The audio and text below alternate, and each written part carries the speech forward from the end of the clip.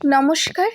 আজ রবীন্দ্রনাথ ঠাকুরের জন্মবার্ষিকী উপলক্ষে আমার ছোট্ট একটা নিবেদন, সুবোধ সরকারের লেখা আপনি।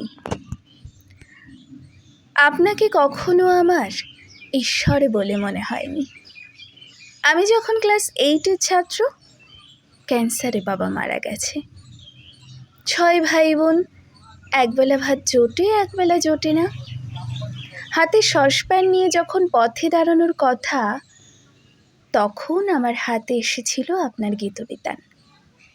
আপনাকে আমার ঈশ্বর বলে মনে হয়নি সেদিন, মনে হয়েছিল মানুষ।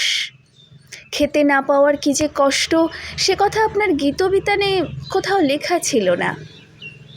ক্যান্সারের কি কষ্ট, সে কথাও লেখা ছিল না গীতবিতানে।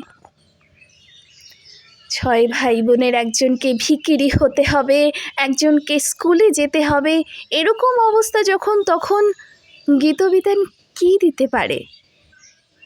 কী দিতে পারে আপনার লেখা? আমার সামনে তখন 2টো পথ খোলা ছিল। এক, নিম গাছের নিচে কাপড় বেঁধে বসে থাকা। 2, বন্দুকের নালির শক্তির উৎস, চীনের চেয়ারম্যান আমাদের চেয়ারম্যান।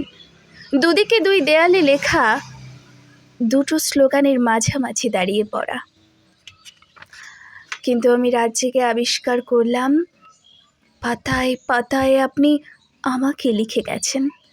পাতায় পাতায় সে কি হাহাকার, পাতায় পাতায় কি কষ্ট, পাতায় পাতায় কি ছটপটানি, বিন্দু বিন্দু ঝরে জল।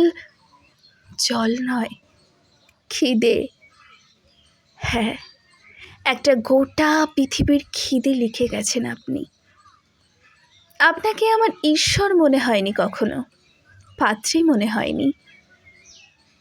আপনাকে মনে হয়েছিল খেতে না পাওয়া, বাবা মরে যাওয়া অভুক্ত একটা ছেলে, যে কিনা কৃষ্ণনগর স্কুলে এক বেঞ্চে আমার পাশে বসতো।